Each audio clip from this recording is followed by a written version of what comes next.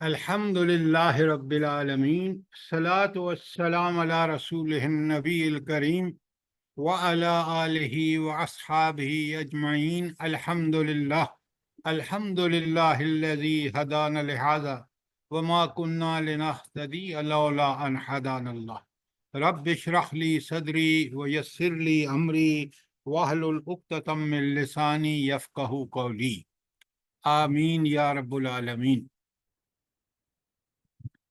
کل ہم نے سورہ بنی اسرائیل کی آیت 46 تک کر لی ہے اور آج ہم نے 47 شروع کرنی ہے۔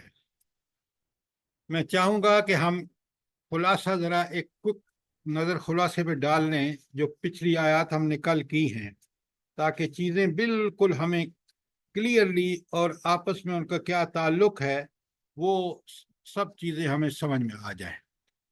اچھا، ایک چیز جو میں نے کل آپ سے گزارش کی تھی کہ 23 آیت سورہ بنی اسرائیل کی 23 سے لے کر آیت 39 تک آخری آیت میں اللہ تعالیٰ فرماتے ہیں کہ یہ جو ذالک مما اوحی الیک من ربک من الحکمہ، یہ حکمت کی چیزیں ہیں جو رب نے وحی کی ہیں نبی کریم صلی اللہ علیہ وآلہ وسلم پر۔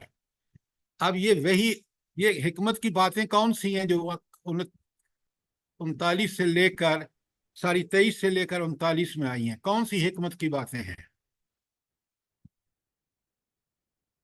کل میں نے کنکلوژن میں آپ کو بتایا تھا کہ اللہ تعالیٰ ان چیزوں کو جو یہاں بیان ہوئی ہیں وہ کیا بیان ہوا ہے کہ جس کو اللہ تعالیٰ فرماتے ہیں کہ یہ حکمت ہے۔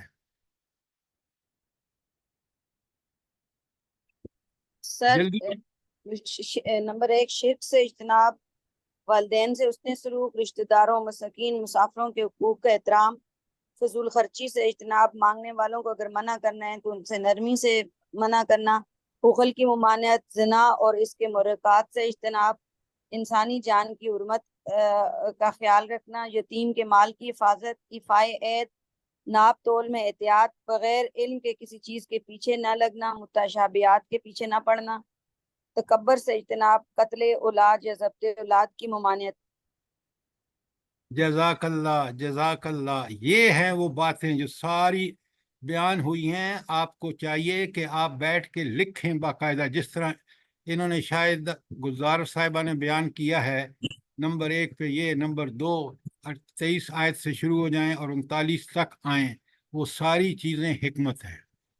اگر آپ اس کا مزید غور کریں، جیسے کہ میں نے کل آپ سے عرض کیا ہے، یہ ساری کی ساری باتیں جو یہاں ہو رہی ہیں نا، یہ دراصل تشریح ہیں کس آیت کی؟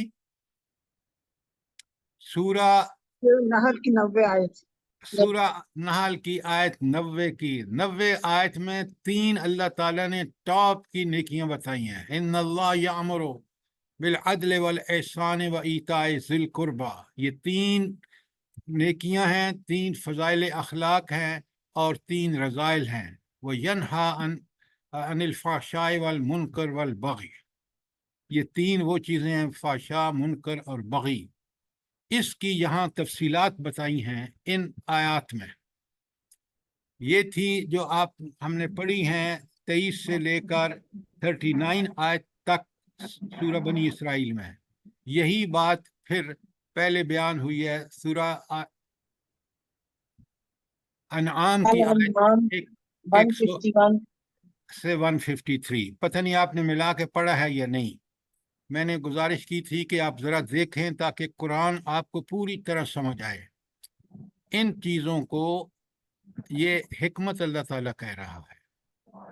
تو اب آپ نے دیکھ لیا، ہماری بہن نے بڑا کلیئرلی بتایا کہ کیا مراد ہے حکمت سے۔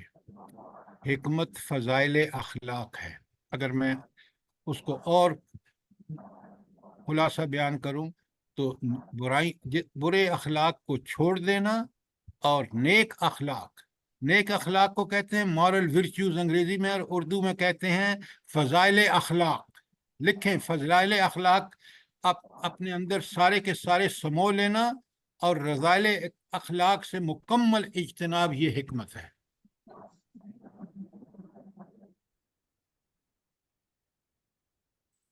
اچھا اب ذرا سوال سنیے بڑے غور سے، دیکھیں یہ چیزیں سمجھیں برائے مہربانی. یہ جو فضائل اخلاق کو اپنا لینا اور رذائل اخلاق سے مکمل اجتناب کرنا، یہ حکمت، عقل مندی اور دانش مندی کیوں ہے؟ کیوں ہے؟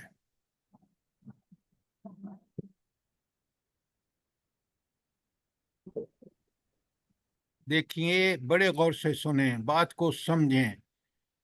فضائل اخلاق اپنانے والا آدمی اور رذائل اخلاق سے مکمل اجتناب کرنے والا انسان، چاہے وہ مرد ہو یا عورت ہو، ماں ہو، باپ ہو، بہن ہو، بیٹا ہو، بیٹی ہو، وہ انتہائی مفید ہوگا معاشرے کے لیے. اس کا ہر عمل اچھائی کو پروموٹ کرے گا، برائی کو روکے گا. اور حضور نبی کریم صلی اللہ علیہ وآلہ وسلم فرماتے ہیں قیامت کے دن بہترین اخلاق والا انسان اور میں ہا قضا دونوں انگلیاں کھڑی کر کے بتایا وہ میرے ساتھ کھڑا ہوگا. اس سے بھی بڑھ کر بات آپ دیکھ لیں، اللہ تعالیٰ جن لوگوں سے محبت کرتا ہے، جس کو پسند کرتا ہے، وہ کون لوگ ہیں بلا؟ کون لوگ ہیں؟ قرآن میں نے آپ کو بھیج دیا، وہ پیج آپ کے پاس ہے. اولو الالباب سر. چھوڑیں اولو الالباب. اولو الالباب وہ ہیں جو عقل، جو قرآن و سنت سے رہنمائی حاصل کرتے ہیں. اللہ تعالیٰ کن کو محبوب رکھتا ہے؟ اللہ تعالیٰ محبوب رکھتا ہے فضائل اخلاق والوں. ان اللہ مع الصابرین، ان اللہ یحب المحسنین وغیرہ وغیرہ، یہ سارے اخلاقی فضائل ہیں.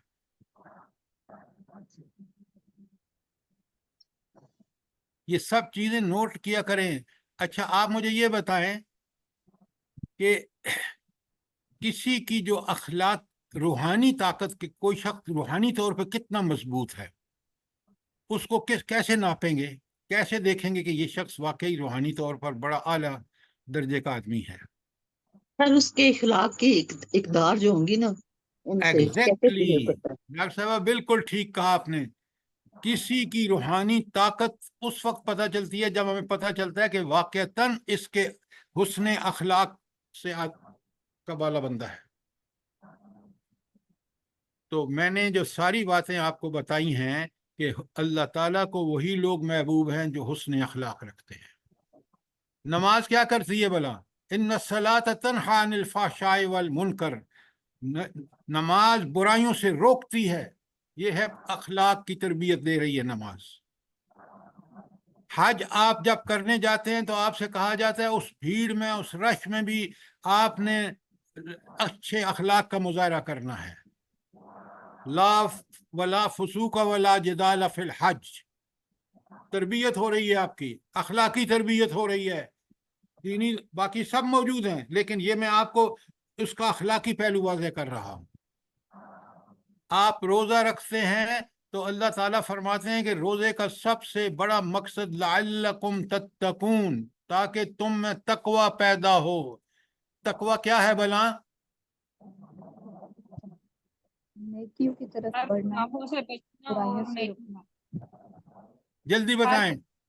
سر ہر قسم کے گناہ سے بچنا اور نیکیاں کرنا. تو یہ اچھے اخلاق والا ہی کر سکتا ہے نا.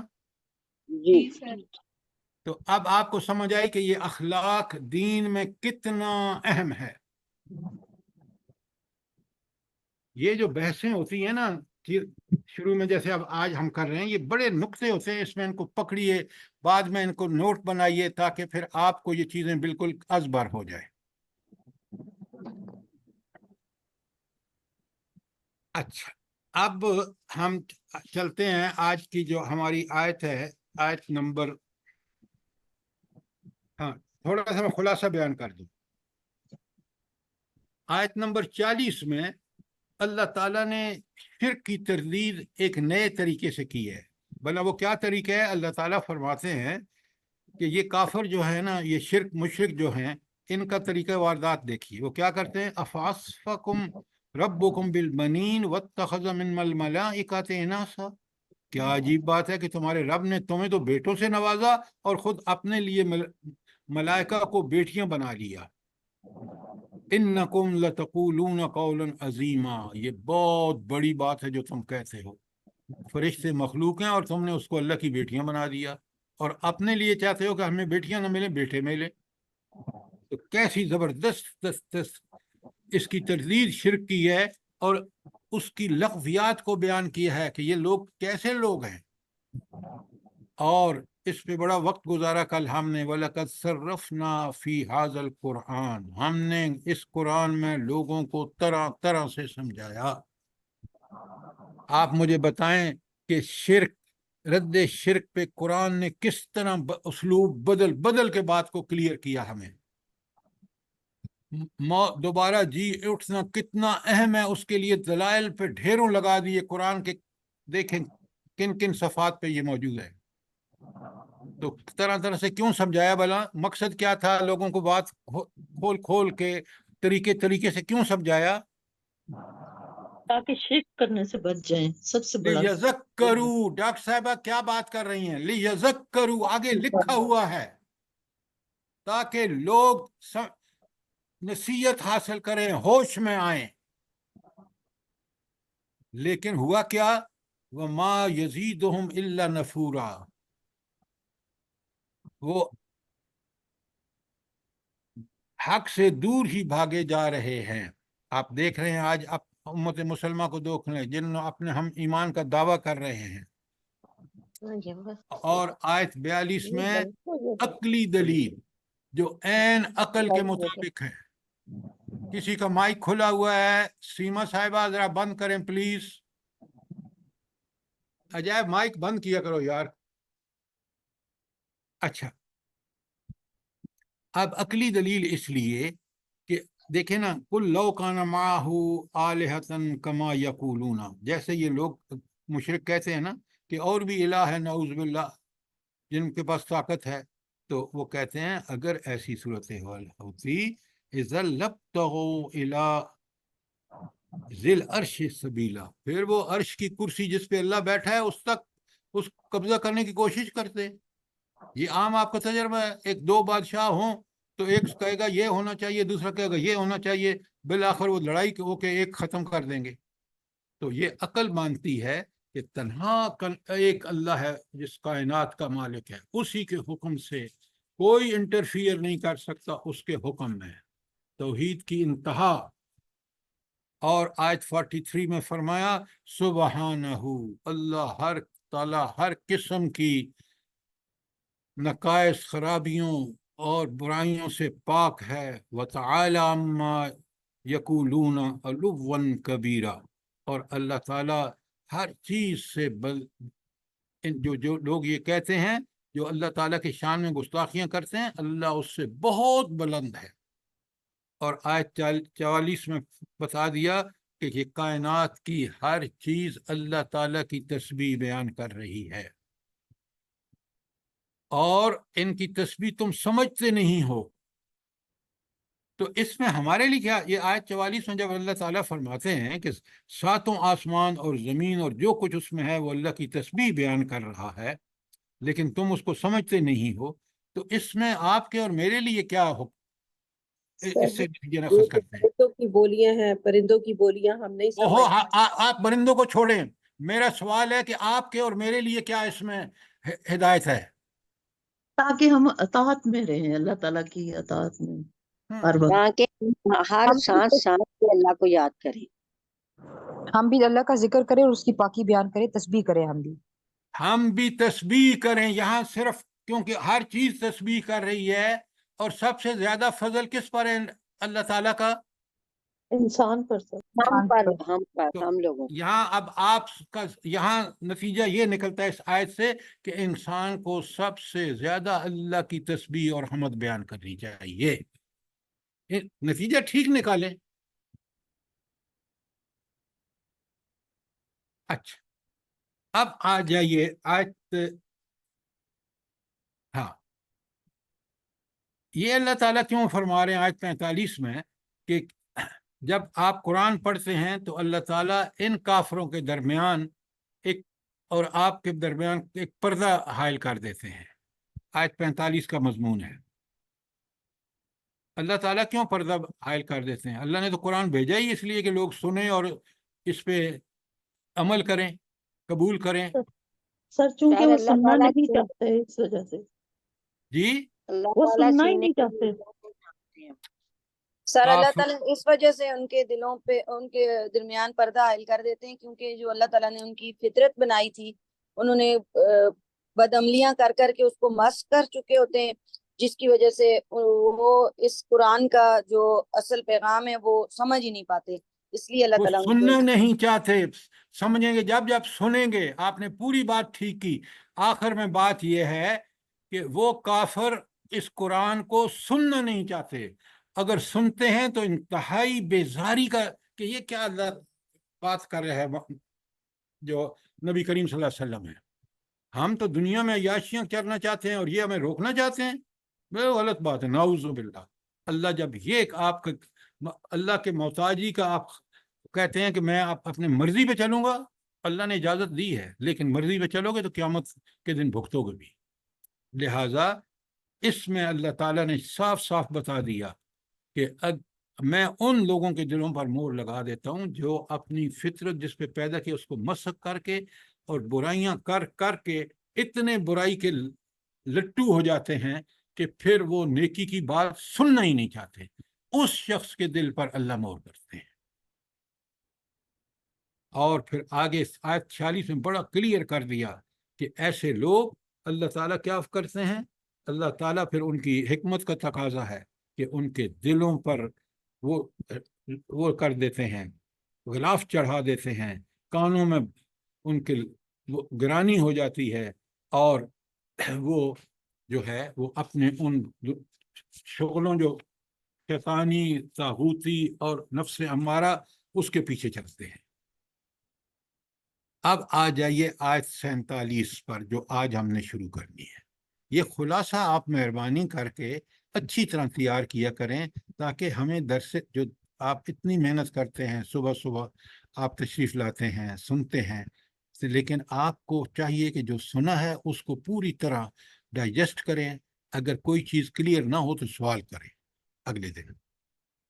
اچھا اب آ جائیے، آپ یقین مانیں جب اللہ تعالیٰ قرآن میں سورہ انفال میں کہتے ہیں وَإِذَا تُلِيَتْ عَلَيْهِمْ آيَاتُهُ زَادَتْهُمْ إِيمَانًا، جب ان پر اللہ کی آیات تلاوت کی جاتی ہیں تو ان کا ایمان بڑھ جاتا ہے۔ آپ یقین مانیں، آپ کو بھی میرا تو یہ جب جو میں تلاوت کر کے سمجھ کے غور کرتا ہوں تو میرا ایمان اور پختہ سے پختہ تر ہوتا جاتا ہے۔ وہ بڑے غور سے سنیے، نَحْنُ أَعْلَمُ بِمَا يَسْتَمِعُونَ بِهِ اِذْ يَسْتَمِعُونَ إِلَيْكَ، ہمیں معلوم ہے جب وہ کان لگا کر تمہاری بات سنتے ہیں تو دراصل وہ کیا سنتے ہیں، یعنی کس غرض سے کان لگا کر وہ بات سنتے ہیں۔ اب یہ اللہ تعالیٰ فرما رہے ہیں مجھے بالکل پتہ ہے، میں دلوں کا حال جاننے والا ہوں، دلوں کے راز جاننے والا، مجھے پتہ ہے۔ اچھا آگے بالکل کلیئر کر دیا، اِذْ ہم نجوا، اور جب وہ بیٹھ کر ہم سرگوشیاں کرتے ہیں، اِذْ یقول الظالمون، اب اللہ ان کو ظالم کہہ رہا ہے، کیوں کہہ رہا ہے آگے سنیں۔ جب یہ اکیلے آپس میں دو ملتے ہیں نا جو قرآن کے مخالفین ہوتے ہیں، تو اللہ تعالیٰ کہتے ہیں جب یہ آپس میں ملتے ہیں تو پھر یہ ظالم کیا بات کہتے ہیں، وہ کہتے ہیں آپس میں ان تتبعون الا رجلا مسحورا، بس جی آپ تو ایک شخص کے پیچھے چلے جا رہے ہیں جو جس پر جادو ہوا ہے، سحر زدہ ہے۔ یعنی اللہ کے نبی کو یہ کہنا، جس کی بصیرت، جس کی عقل پوری دنیا کا وہ امام اور استاد ہے، اس کو یہ کہہ رہے ہیں یہ تو جادو زدہ آدمی ہے، نعوذ باللہ، اس لیے کہ ان کی فطرت مسخ ہو چکی ہے، وہ برائی پہ اتنے خوش ہیں، اللہ نے ان کے دلوں کو، کانوں کو، آنکھوں کو پردے، دلوں پر کانوں میں ڈاٹ اور دلوں پر اللہ تعالیٰ نے ان کے پردے چڑھا دیے ہیں۔ کیوں؟ وہ اس قرآن کو سننا نہیں چاہتے، تو اللہ کو کیا ضرورت ہے بھائی؟ وہ جب اگر دنیا میں اس طرح کریں گے، وہ مخلوق ہے، وہ اللہ کے پاس جائیں گے تو اس کا ان کو حساب دینا ہوگا۔ اب یہ جو باتیں کہتے ہیں نا کہ کس طرح کی بدگمانیاں اچھا سنتے کیوں ہیں بھلا قرآن؟ یہ جو اوپر کہا ہے، ایک تو وہ کہتے ہیں کہ بھائی یہ تو سیر زدہ آدمی ہے، لیکن وہ کان لگا کر کیوں سنتے ہیں؟ سر حجت کرنے کے لیے سنتے ہیں. جی تاکہ اس میں سے مین میخ نکالیں سر. ہاں، اس میں اعتراضات نکالیں. بس نا اب اعتراضات آگے آ رہا ہے. سنیں آیت نمبر 48 میں، انظر، سبحان اللہ، اللہ تعالیٰ کہتے ہیں ذرا غور تو کرو، دیکھو تو صحیح، کیف ضربوا لک الامثال، یہ آپ کے بارے میں کیسی مثالیں چھانٹتے ہیں، کیسے کیسے فکرے آپ پر چست کرتے ہیں. کوئی طلبہ کیا کہتے ہیں؟ کوئی کہتا ہے یہ مجنون اور پاگل ہے، کوئی کہتے ہیں یہ جادو خود جادوگر ہے، اور کوئی کہتے ہیں اس پر جادو ہوا ہے. اور یہ ساری باتیں کس کے بارے میں کہہ رہے ہیں؟ جس کو اللہ تعالیٰ نے منتخب فرمایا ہے پوری دنیا کی ہدایت کے لیے. اس سے بڑی کوئی بدبختی ہو سکتی ہے کہ میرا رب نبی کریم صلی اللہ علیہ وآلہ وسلم کو وحی کے ذریعے وہ ہدایات دے جو میں دنیا اور آخرت میں اس پہ چل کر، آج دیکھ لیں آج امت مسلمان جس ذلت اور پستی میں گرفتار ہے، اس کی صرف وجہ یہ ہے کہ ہم نے اس ہدایت سے منہ موڑ لیا ہے.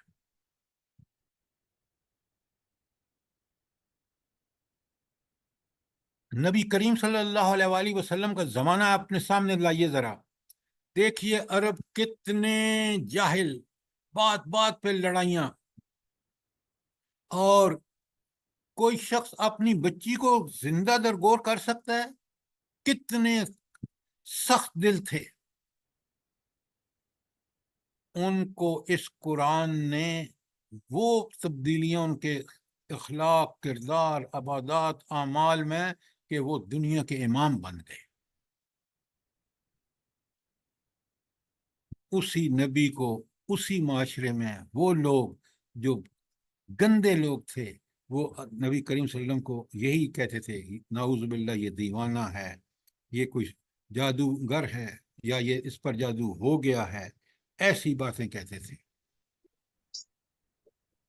تو اللہ تعالیٰ فرماتے ہیں انظر، ذرا دیکھ تو صحیح، کیف ضربوا لک الامثال، یہ تم پر کیسی کیسے فکرے چست کرتے ہیں، کیسی کیسی باتیں چھانٹتے ہیں.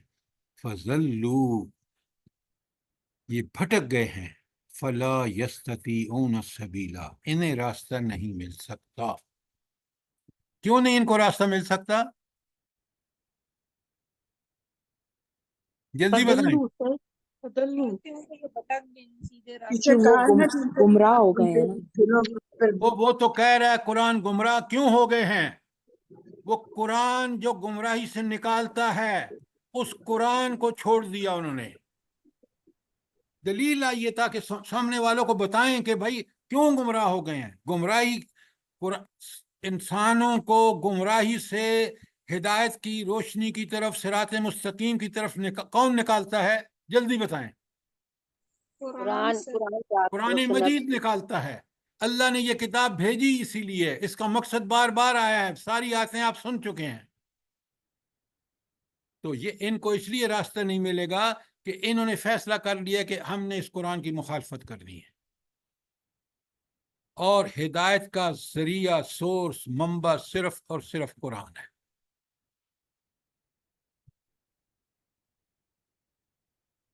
ہدایت کون دیتا ہے بھلا؟ اللہ تعالیٰ. اچھا، اللہ تعالیٰ نے یہ ہدایت انسانوں کے لیے کس چیز کے ذریعے بھیجی ہے؟ قرآن کے ذریعے، قرآن کے ذریعے، وحی کے انبیاء، ذریعے. قرآن، انبیاء کتابیں. قرآن وہی ہے، سنت وہی ہے. قرآن وحی جلی ہے اور سنت وحی خفی ہے. شاباش. کوئی سوال؟ یہ سر، یہ سحر زدہ کی ذرا وضاحت چاہ رہا تھا. ہاں یہ لکھا اچھا، ہے کہ ایک مرد سحر زدہ اور ساحر، اس میں جزاک اللہ. یہ فرق کیا ہے؟ آپ ایک سوال آپ نے کیا ہے نا، کہ کئی لوگوں کے دل میں ہوگا، لیکن وہ اس لیے نہیں کر رہے کہ اچھا تو لوگوں کو پتہ چل جائے گا. اور اللہ کے بندو، اسی لیے ہم نے اس کلاس کو شروع کر رکھا ہے. اور میں آپ سے 10 دفعہ کہتا ہوں ہر لیکچر میں بہت اچھا سر سوال ہے، سنیں. ساحر کہتے ہیں فائل کا جو جادوگر خود ہو، جادو کرے. اچھا، نبی کریم صلی اللہ علیہ وسلم کو بولا جادوگر اس لیے کہتے تھے کہ یہ کمال ہے، جو لوگ ایمان لاتے ہیں وہ پاگلوں کی طرح اس کے پیچھے چل پڑتے ہیں نبی کریم صلی اللہ علیہ وآلہ وسلم کے. تو گویا یہ جس طرح کوئی جادوگر کسی پہ جادو کر دیتا ہے نا، تو وہ پھر وہ ویسی حرکتیں کرتا ہے جو جادوگر چاہتا ہے. تو یہ بندہ بھی اس لیے جادوگر ہے کہ اس کے جب یہ قرآن اور اس کی دعوت و تبلیغ سے لوگ متاثر ہوتے ہیں تو وہ تو پھر سارے کی ساری اسی کی بات مانتے ہیں. یہ تو ایک طریقہ تھا لوگوں کو روکنے کے لیے کہ وہ کہتے تھے کہ یہ جادوگر ہے، اور اس کی یہ مثال بھی دیتے تھے. اچھا، دوسرا سحر زدہ کا مطلب ہے اس پر جادو کا اثر ہے، یہ خود کسی جادو کے اثر میں ہے، نعوذ باللہ، اس لیے یہ بہکی باتیں کرتا ہے. ان کے نزدیک بہکی باتیں یہ تھیں کہ یہ شخص ہمیں کہتے ہیں صرف ایک اللہ کی عبادت کرو، یہ شخص ہمیں یہ کہتا ہے کہ دنیا میں مال جو ہے وہ اللہ کا دیا ہوا ہے اور تم اللہ کے دیے ہوئے مال کو اسی طرح استعمال کرو جس طرح اللہ تعالیٰ چاہتا ہے. بھائی یہ مال تو ہم اپنی محنت سے کماتے ہیں نعوذ باللہ، اور ہمیں اختیار نہ ہو کہ ہم اس کو خرچ کریں. تو یہ ایسی باتیں صرف وہ شخص کہہ سکتا ہے جو جادو زدہ ہو. اب آپ کو بات سمجھ آ گئی ساحر اور سحر زدہ کی بات؟ بالکل سر، جزاک اللہ. مطلب حضرت موسیٰ علیہ السلام کو انہوں نے ساحر کہا تھا، یعنی ایک قسم کا عزت کا لقب تھا، کیونکہ اس زمانے میں شاید جادو عروج پہ تھا. تو یہاں پر یہ منفی انداز میں کہہ رہے ہیں غالب جی بالکل، حضور آپ کو سر آپ بالکل ٹھیک کہہ رہے ہیں. آپ کو ریفرنس ٹو دی کانٹیکسٹ میں چیز کو سمجھنا ہوگا کہ جس کانٹیکسٹ میں کہی جا رہی ہے. اب آپ کو جو میں نے دلائل سارے دیے ہیں وہ اس وقت نبی کریم صلی اللہ علیہ وسلم پر یہی اعتراض چھاٹتے تھے کافر. اچھا سر جی یہاں ایک سوال ہے. جی سر جی یہ فرمائیں. مذکورہ کے اوپر کیا وہ جو سیرت میں ہم پڑھتے ہیں اس طرح کی بات کہ وہ کہا کرتے تھے کہ یہ تو کوئی ایسا کلام پڑھتا ہے کہ جس کے جادو کی وجہ سے بھائی بھائی سے جدا ہو جاتا ہے، باپ بیٹے سے جدا ہو جاتا ہے، تو رشتے کاٹنے والا، یہ مطلب کہ ایسا جادو کرتا ہے کہ وہ اپنوں کی پرواہ نہیں کرتے. جیسے مصعب بن عمیر رضی اللہ نے اپنی والدہ کو کہا تھا کہ تیرے جیسے 100 مائیں بھی آ جائیں تو میں اسلام نہیں چھوڑوں گا، تو ایک وہ اسلام پر قربان کر دوں گا. یہ بات آپ کی ٹھیک ہے. جب وہ نبی کریم صلی اللہ علیہ وآلہ وسلم کو نعوذ باللہ جادوگر کہتے تھے تو یہ اسی طرح کی مثالیں دیتے تھے کہ دیکھیں یہ جادوگر جس طرح جادو کرتا ہے بالکل اسی طرح اس نے جادو کیا ہے. کہ آپ یہ دیکھیں یہ صحابی جو ہے اس کو ماں کی بھی پرواہ نہیں نعوذ باللہ. بھائی اگر ماں کفر میں قائم رہنا چاہتی ہے اس کو تو اللہ نے عقل دی ہے، اس نے دین سمجھ لیا ہے.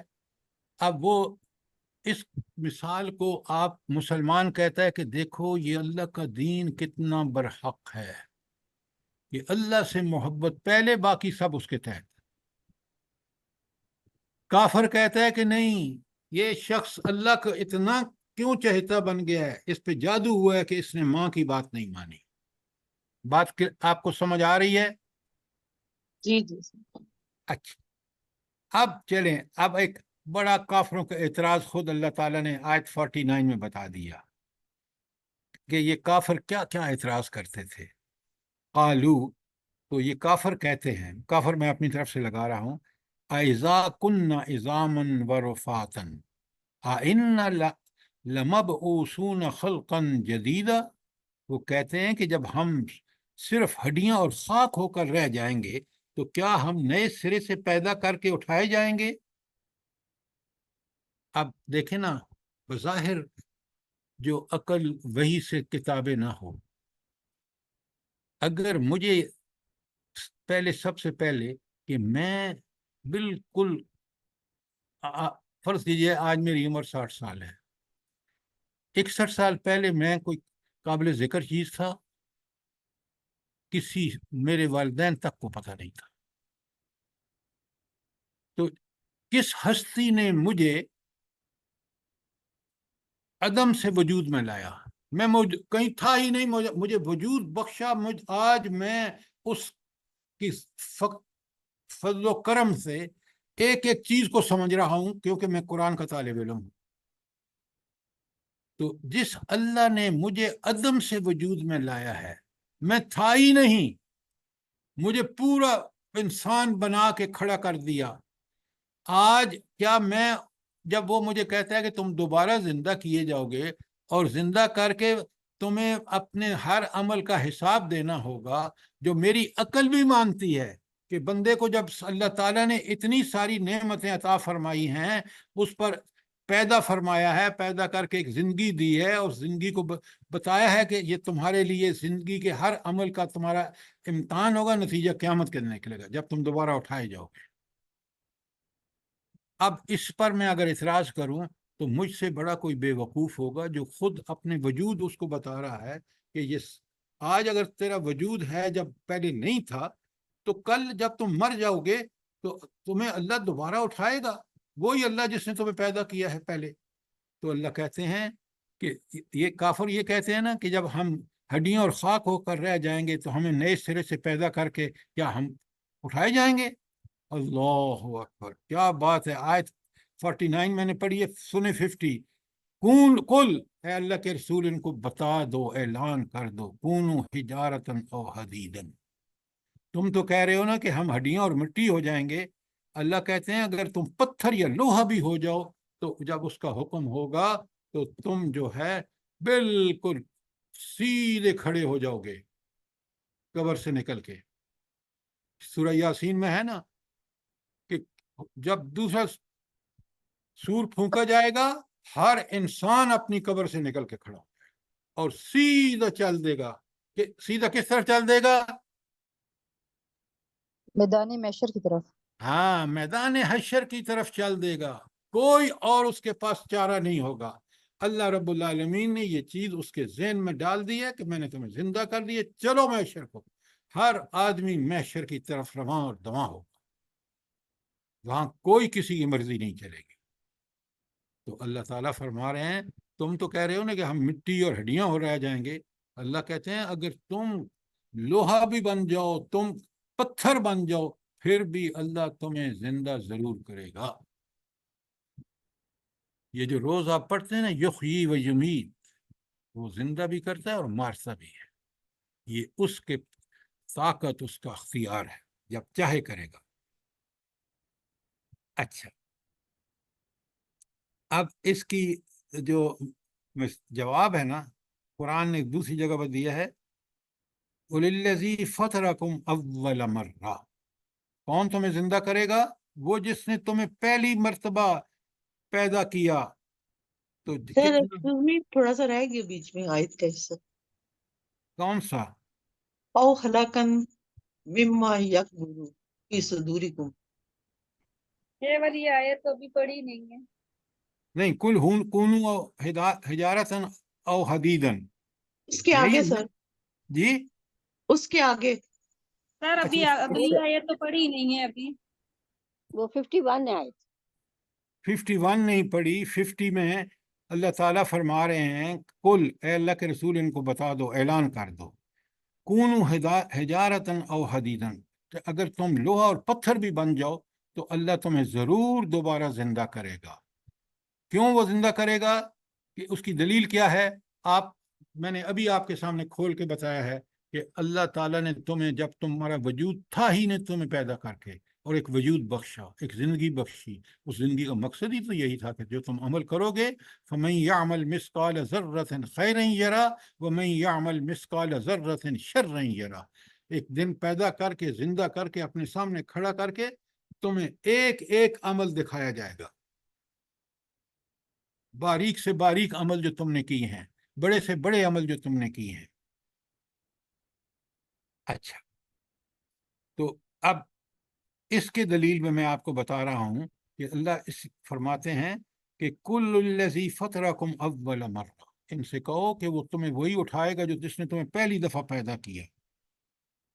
اور پتہ ہے جب اٹھے کہ اللہ تعالیٰ دوبارہ زندہ کرے گا نا، تو اس وقت اللہ تعالیٰ کے حکم سے کیا بندہ کرے گا؟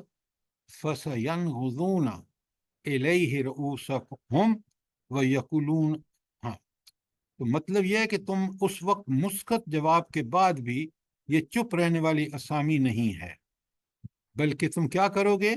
تم اپنے سر جھکا کے اللہ کی طرف میدان حشر کی طرف چل دو گے، کیونکہ اس وقت اللہ کا یہ حکم ہوگا اور اللہ تم سے یہ حکم منوا کے چھوڑے گا کہ تم یہ کام کرو گے۔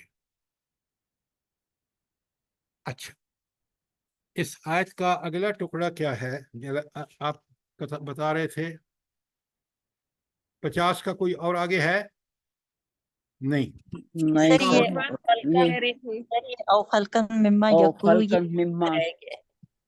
ہاں آپ نے او حدیثاً یہاں تک کیا ہے، پھر یہ 52 کا جو 51 کا او خلقم مما یقولو یہاں سے رہ گیا ہے۔ او خلقن، اچھا، یعنی آپ اگر اس سے بھی کوئی مختلف چیز میں تبدیل ہو جائیں مرنے کے بعد، پتھر بنے، لوہا بنے، یا اس سے بھی کوئی ایسی چیز جو بڑی ہو بن جائیں، اللہ ضرور تمہیں پیدا کرے گا۔ یہ اس کی قدرت ہے، اس نے پہلی دفعہ کیا، دوبارہ بھی کر سکتا ہے، وہ ضرور کرے گا۔ تمہارا جسم ہڈیاں بن جائے، لوہا بن جائیں، پتھر بن جائیں، یہ سب کچھ ہو کے رہے گا۔ کوئی سوال آیت نمبر 50 تک؟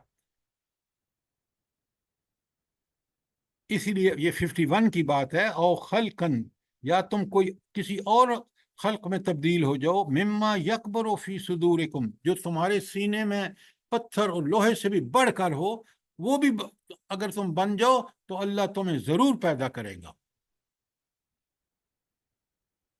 پھر وہ سوال کر رہے ہیں، فَسَيَقُولُونَ مَن يُعِيدُنَا، جب ہم پتھر، لوہا اور ہڈیاں بن جائیں گے تو کون ہے؟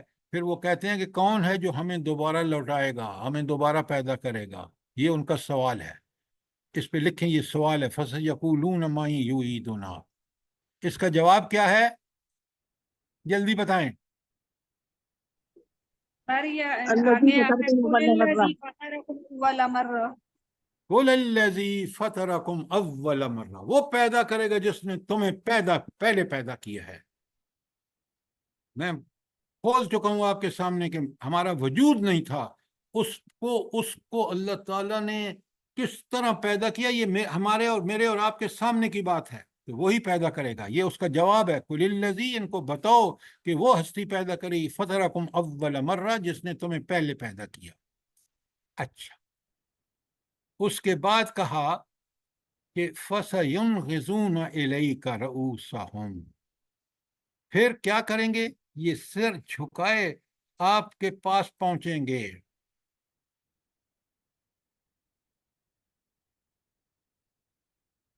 تو سر ہلا ہلا کر پوچھیں گے۔ اچھا، تو کیا پوچھتے ہیں؟ یقولون متى ہوا، یہ کب ہوگا؟ اب اللہ کیا یہ سوال ہے ان کا، متى ہوا سوال ہے ان کا، جواب کیا ہے؟ قُلْ عَسَىٰ أَن يَكُونَ قَرِيبًا، اللہ نے خود جواب دیا، کیا عجیب ہے کہ وقت قریب ہی آ لگا ہو۔ کیا مطلب ہے؟ مطلب یہ ہے کہ یہ وقت اللہ ہی کو پتہ ہے، جس نبی سے تم پوچھ رہے ہو نہ اس کو پتہ ہے، مخلوق میں کسی کو بھی نہیں پتہ کہ قیامت کب واقع ہوگی، یہ اللہ کو پتہ ہے، لیکن یہ ضرور بے ضرور واقع ہوگی۔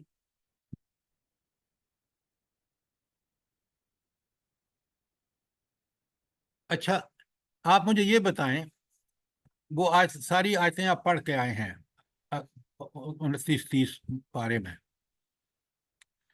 یہ کیسے اللہ نے اس کے لیے کیا دلائل عطا بتائے ہیں کہ وہ قیامت یقینی ہے؟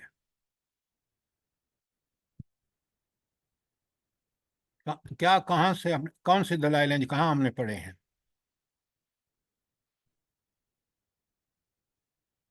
سر آخری صورتیں جو انفطار جو آپ نے ساری ہمیں بتائی تھی، قیامت کے آپ مجھے منظر آیت بھی پیش بتائیں، کیے۔ یہ کیا بات ہوئی؟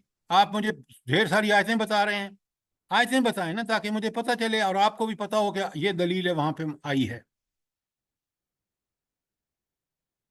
آپ بڑے غور سے سنیے، یہ باتیں سمجھا کریں، اور اس طرح قرآن نہ پڑھیں جس طرح ہم صرف بیٹھے ہیں اور پڑھ کے پھر ٹھپ کے رکھ دیا۔ نہیں، جو بات سوال اہم سوال ہے، کافر ہم سے پوچھیں گے، آج بھی دہری آپ سے پوچھتے ہیں، آج بھی آپ سے سیکولر لوگ یہ سوال کرتے ہیں، تو اللہ نے جواب دیے ہیں۔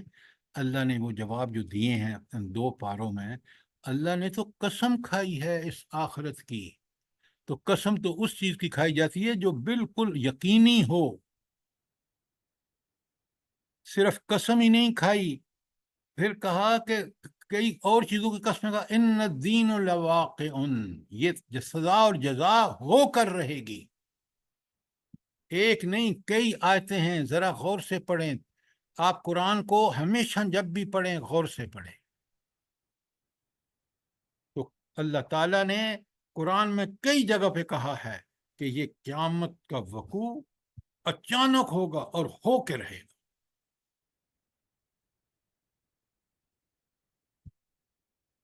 اور یہاں بتا دیا کہ کل ان سے کہو عسیٰ ان یکون قریبا، کہ یہ کب ہوگی، ہو سکتا ہے یہ بالکل قریب ہو۔ آج اگر آپ سوشل میڈیا پہ پڑھیں نا، بڑے بڑے لوگ عالم بھی اور یہودیوں کے بھی اور عیسائیوں کے بھی یہ کہہ رہے ہیں کہ جی وہ آخری دن ان کی کتابوں میں بھی ہے، یہ بڑا قریب ہے، لیکن کب ہوگا یہ اللہ ہی کو پتہ ہے۔ جو یہ کہتے ہیں نا کہ فلاں دن ہوگا، فلاں وقت ہوگا، فلاں سال میں ہوگا، اللہ نے نہیں بتایا، لیکن ہوگا، جلدی ضرور ہوگا۔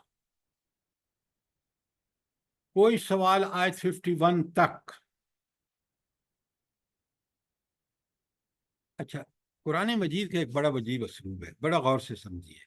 اب اوپر یہ سوال کر رہے تھے نا، قرآن ایک منظر آپ کے سامنے رکھ دیتا ہے، وہ منظر جو آج اگر ہم اس کو آج سمجھ لیں گے نا، تو قیامت کے دن جب یہ وقوع پذیر ہوگی قیامت، تو ہمیں کوئی شک نہیں ہوگا، اور ہم بالکل اس وقت کہیں گے یہ رب نے قیامت قرآن میں یہ بات فرمائی تھی۔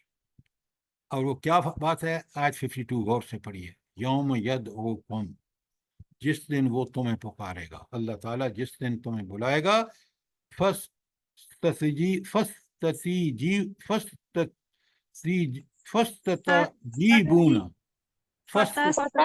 آپ ذرا مجھے پڑھنے دینا، فَتَسْتَجِيبُونَ بِحَمْدِهِ، تو تم اس کی حمد کرتے ہوئے اس کے پکار کے جواب میں نکل آؤ گے۔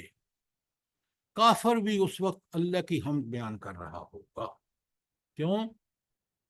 اب اس کے ساری دنیا کے سارے ٹوٹ چکے، اس کو بالکل سامنے نظر آ رہا ہے کہ جو انبیاء نے پیشین گوئیاں کی اس وقت، جو وحی کے ذریعے بتائیں، وہ ساری برحق ہے۔ تو اب وہ بھی جواب میں جب اللہ پکارے گا تو یہ حمد کرتے ہوئے نکل آئیں گے۔ وَتَظُنُّونَ، اور تم یہ گمان کرو گے، یہ خیال کرو گے، إِن لَبِثْتُمْ إِلَّا قَلِيلًا، کہ ہم تو دنیا میں بہت تھوڑا وقت رہے۔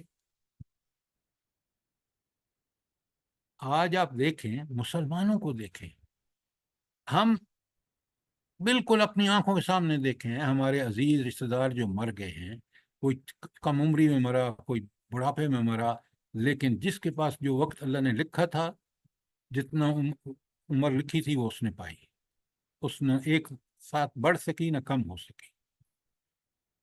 تو یہ سب دیکھنے کے باوجود ہم موت کا ذکر کرنے سے گھبراتے ہیں،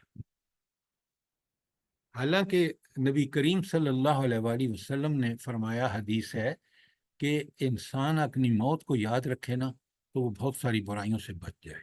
کیوں؟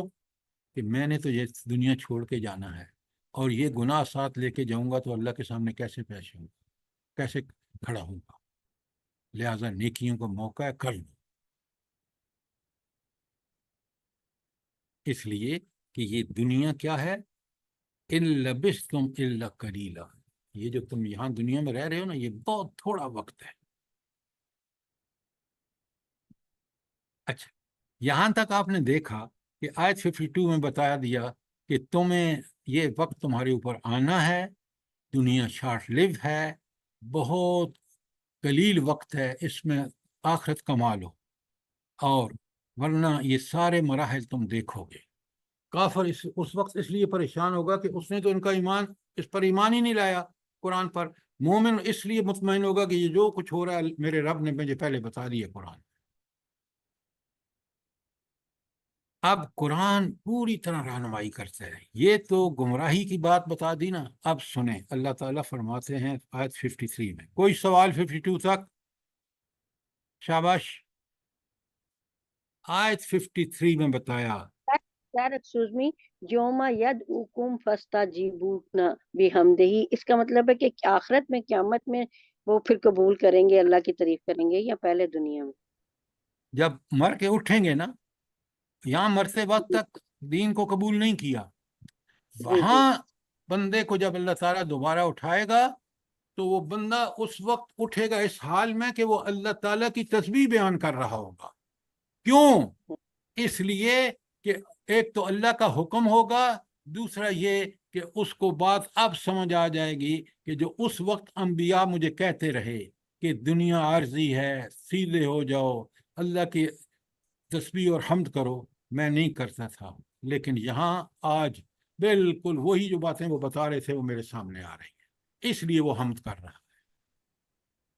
है। बात समझ आ गई? सर जी सर, मोमिन जी सर। मोमिन भी होंगे, सब होंगे, या सिर्फ मोमिन तस्बीह बयान करेंगे जब कब्र से उठेंगे?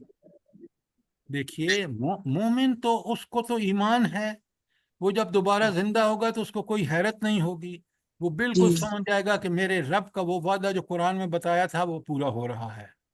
इसलिए वो दुनिया में भी हमद करता था, तस्बीह करता, अब भी करेगा, लेकिन काफर मजबूरन करेगा। अच्छा, सही। बात समझ आ सूरह गई?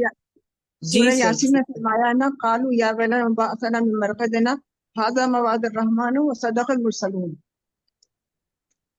उस वक्त ये क्यों कह रहे हैं कि अल्लाह ने जो अंबिया के जरिए हमें बताया वो बरहक था, इसलिए वो सब मान रहे हैं जब दोबारा उठ रहे हैं तो।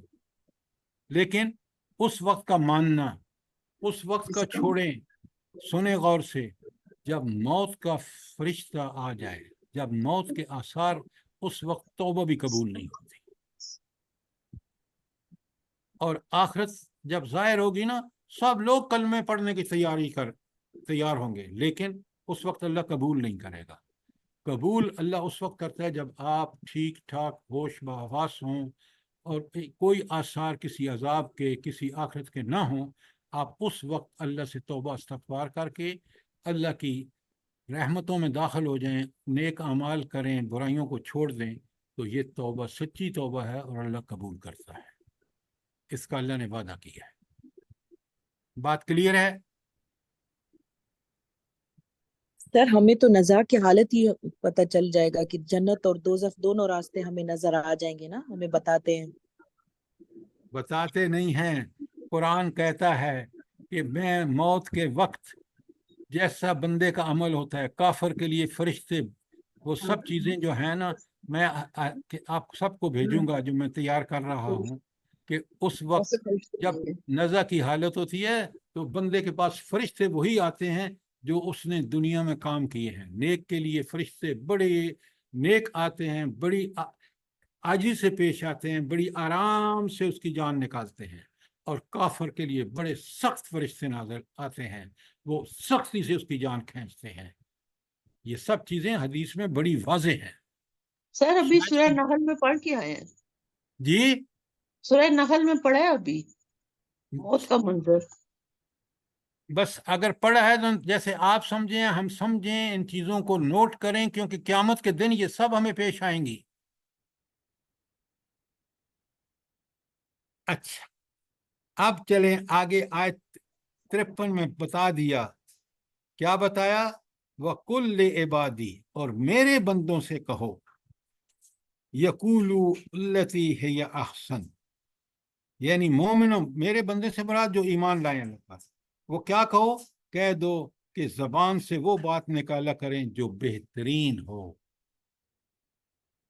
अच्छा, जबान से वो बात निकाला करो जो बेहतरीन हो, क्या मतलब है इसका? जल्दी बताएं। अच्छे सोच कर अखलाक का मुजाहिदा किया करो, अच्छे अखलाक से बोला करो।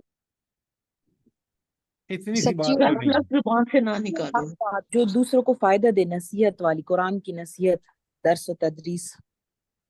जी, सर वो मुखालिफिन कुछ भी कहते रहे, नागवार बातें करें, लेकिन मुसलमानों को जो है वो अच्छी बात ही कहनी चाहिए। गुस्सा जी, बरहक बात करनी चाहिए।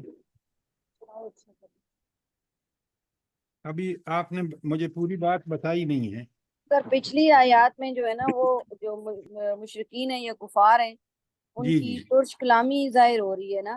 तो अल्लाह जी। ताला ये हमें बताते हैं, हुक्म दे रहे हैं कि तुम लोग तुर्श पिछली कलामी से इज्तनाब आप करो। ये कहें कि पिछली आयत में जो अब तक हमने पढ़ी है काफरों का बयान है। अब अल्लाह ताला मोमिनों का सूरत हाल बिल्कुल उसका बरखिलाफ जो है वो रब्बुल आलमीन हमें बता रहे हैं कि मोमिनों को क्या करना चाहिए। जो ईमान लाए हैं, अहले ईमान का पहला काम ये है कि वो भली बात करें। भली बात का मतलब क्या है? वो बातें ज़बान से निकालें जो अल्लाह ने मुसलमानों को, अहले ईमान के लिए भली बातें बताई हैं। हमदर्दी, दावत दीन की बात करें, दीन की बात करें, अकल की बात करें। अहले आपको मिल रहे हैं हैंड आउट उसके डेली बेसिस पे कि उलुल अलबाब का रवैया अख्तियार करें। बात समझे कि नहीं? एक मिनट जी, ये 2 मिनट। जी सर, जज़ाक जी अल्लाह। सर, जी जी सर। सर। अच्छा, तो अब ये हमारे लिए हिदायत हैं। अगर हम इनको अच्छे तरीके से नहीं समझेंगे और इन पर अमल नहीं करेंगे तो आप सोचें कि हम फिर कहाँ से अल्लाह के बंदे बन गए। तो अल्लाह के बंदे बनने के लिए अब हिदायत आ रही हैं, और उन अजाब से बचने के लिए कि जो है वो हमें क्या करना होगा, वो सारी चीज़ें अब नीचे इन्हीं आयत में। इसलिए बड़े गौर से हमें समझना है, सोचना है, और फिर हमने इस पर अमल करना है। ठीक है? पहली बात क्या कही? कुल इबादी यकूलुल्लती है या अहसन। अच्छा, अब इसके बारे में थोड़ी सी आयत में आपके सामने रखता हूं ताकि आपको पूरी तरह पता चल जाए। अच्छा, ये अहसन बातें भला क्या हैं? वो सारी बातें जो पिछले आप पढ़ के आए हैं ना, 23 से 39 में, जो अच्छे काम है वो करें और जो बुरे काम है उनसे रुक जाएं। यही अच्छी बातें हैं। अब बात समझ आई कि नहीं आई? अमल बिल मरूफ और नहीं अनिल मुनकर का हुक्म हिकमत से दो। वो आपकी बात ठीक है, लेकिन क्योंकि इस सूरत में आप पढ़ रहे हैं, इस सूरत में ऊपर सारा बता दिया आयत 23 से 39 में कि अच्छे काम क्या हैं जो इंसान करेगा तो अल्लाह का अजर पाएगा, बुरे काम क्या हैं जिनको छोड़ देगा तो अजर पाएगा। ये हैं वो आसान चीज़ें जो तुम्हें करनी है। बात समझ आई कि नहीं? जी जी सर, जज़ाक अल्लाह। अमर बिल जी मारूफ और नही अनिल मुनकर को बाद में लाइए, पहले आयत के अंदर जो उसका वहां यहाँ सियाको सबाक है उसको बयान कीजिए। आपने कहा है फजाइल इखलाक ना, जो कुरान में हमें बताई गई हैं। फजाइल अखलाक उस वसी मफहूम में जिसमें कुरान ने कहा है। अच्छा, कहते मैं तो पहली बहुत बात इस्तेमाल कि नहीं। कुल इबादी यकूलुल्लती है फिर या तो रखते अहसन। आगे से फिर कहते हैं ये करो। नवीद साहब आपको सवाल करना चाहते हैं? नवीद सलीमी साहब, आपका माइक खुला हुआ है। Sorry sir. अच्छा, अब पहली बात कि अल्लाह ताला कह रहे हैं कि अच्छी भली बात करो। नंबर 2, इन्न शैतान यंज़गु बैनकुम। ये जो तुम्हारा दुश्मन है ना, अदुव्व मुबीन कुरान कहता है 9 जगह, अदुव्व मुबीन, खुला हुआ दुश्मन, जिसने चैलेंज दिया है अल्लाह से इजाज़त लेकर कि मैं इनके दाएं से, बाएं से, आगे से, पीछे से इनको वरगलाऊंगा, गुमराह करूंगा और इनको जहन्नम में लेके जाऊं। तो अल्लाह कहते हैं कि शैतान जो है ये तुम्हारे दरमियान फसाद डलवाने की कोशिश करता है, लिहाजा इससे बचो। क्यों? इन्न शैतान काना लिल इंसान अदुव्वम मुबीना। तो शैतान जो है वो दरअसल इंसान का खुला दुश्मन है। ये वो चीज़ है जो आपको समझनी है। और यहाँ इस आयत में अगर आप देखें तो ये जो अच्छी बात कहोगे तो शैतान कोशिश करेगा کہ جن سے تم بچی بات کہہ رہے ہو ان کے اور آپ کے درمیان بحث و مباحثہ شروع ہو جائے. جن کو تم دعوت دے رہے ہو، جن کو بھلی بات کہہ رہے ہو، ان کے درمیان فساد ڈلوائے گا کون؟ شیطان. اس سے چوکنا رہنا. تو پھر ہمیں کیا کرنا ہوگا جب شیطان جھگڑا ڈلوا رہا ہے؟ اور اللہ نے دوسری جگہ کیا حکم دیا ہے؟ بڑے غور سے سنیے. آیت نحل، سورہ نحل کی آیت 125، ادعو الی سبیل ربک بالحکمت والموعظۃ الحسنہ وجادلہم باللتی ہی احسن، کہ حکمت اور اچھے طریقے سے نصیحت کرنے والے طریقے سے لوگوں کو بلاؤ، اور ان سے اگر جھگڑا بھی کرنا ہو، اگر مجادلہ بھی کرنا ہو تو بہترین طریقے سے کرو. یہ اللہ کو خوب پتہ ہے کہ کون ہدایت پر ہے اور کون گمراہ ہے.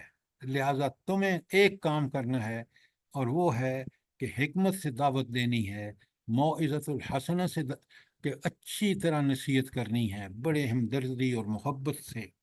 یہ کام آپ کریں گے، ورنہ شیطان آپ کو جھگڑے میں مبتلا کر کے اور اصل مسئلہ جو ہے وہ وہیں کا وہیں رہ جائے گا.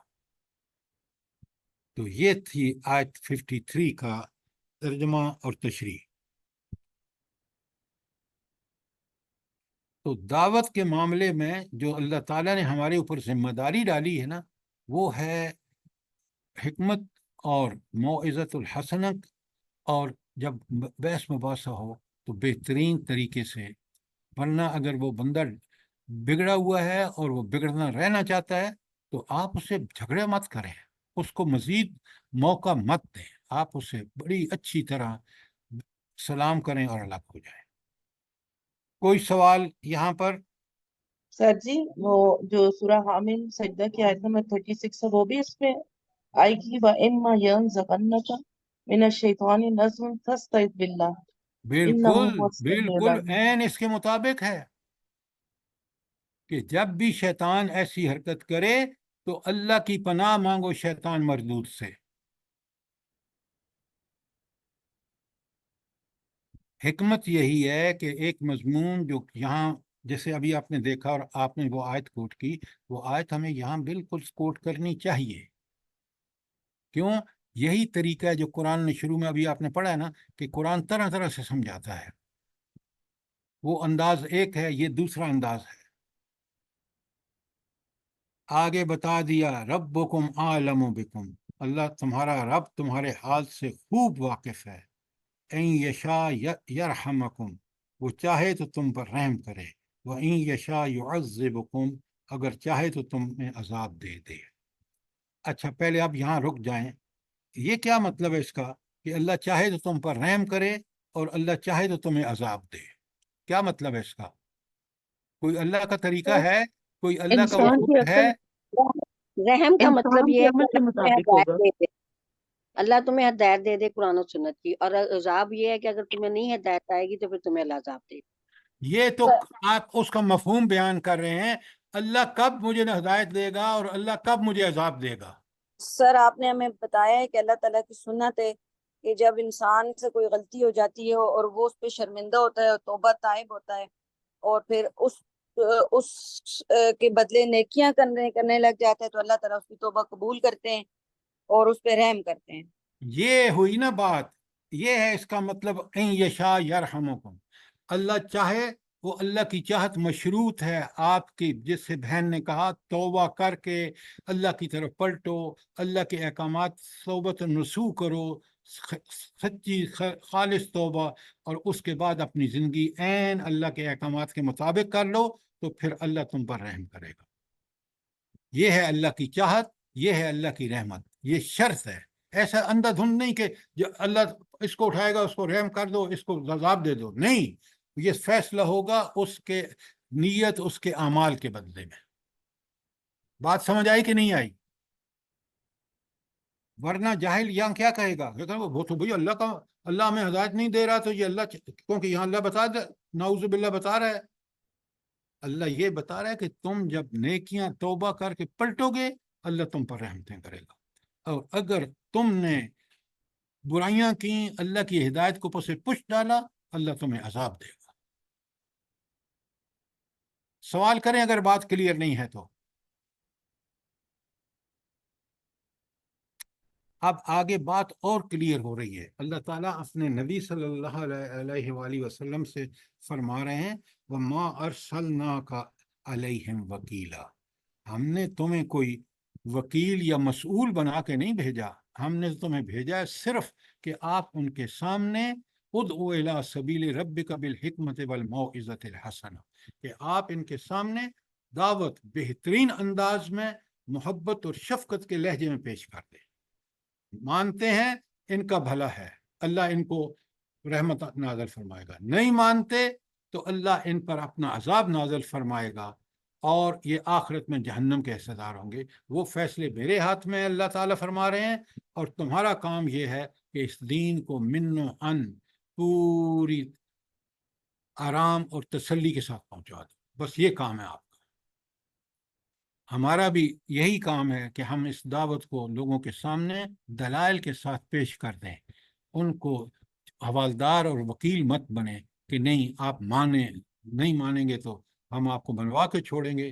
یہ اللہ کا کام ہے کہ وہ ان کو توفیق دے، اور وہ توفیق مشروط ہے جو ابھی آپ نے سمجھا ہے، میں نے بتایا ہے۔ کوئی سوال آیت 54 تک؟ سر حامد سجدہ کی کون سی آیت بتائی ہے؟ جی بات نہیں سمجھ آئی۔ آنٹی جی 36 حامیم سجدہ، حامد سجدہ کی کون سی آیت بتائی تھی ابھی میڈم نے؟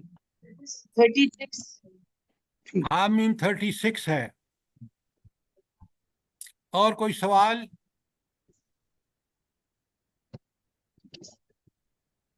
آپ نے یقیناً نوٹ فرمایا ہوگا کہ یہ قرآن کس قدر، جو آیاتیں ہم نے پڑھی ہیں، کتنی حکمت کی باتیں ہیں، کس قدر نصیحت اور کس قدر اللہ تعالیٰ کی رحمتوں کا مستحق ہونے کے مواقع ہیں ہمارے پاس۔ اللہ تعالیٰ مجھے بھی اس لیے ایک دم سے مائل ہو گئی۔ شائستہ صاحبہ فون بند کیجیے اپنا۔ تو اللہ تعالیٰ مجھے بھی اور آپ کو قرآن کو کما حق کہو پڑھنے، سمجھنے اور اس کی دعوت دینے کی توفیق عطا فرمائے۔ آمین آمین ثم آمین۔ آمین تمام دنیا کے مسلمانوں کو اور ہم لوگوں کے اولادوں کو بھی سر۔ آمین اللہم آمین۔ جزاک اللہ، اللہ تعالیٰ آپ کو بہت جزائے خیر عطا فرمائے۔ اللہ آپ کی اس سننے، سمجھنے اور عمل میں آپ کی توفیق، آپ کو توفیق عطا فرمائے۔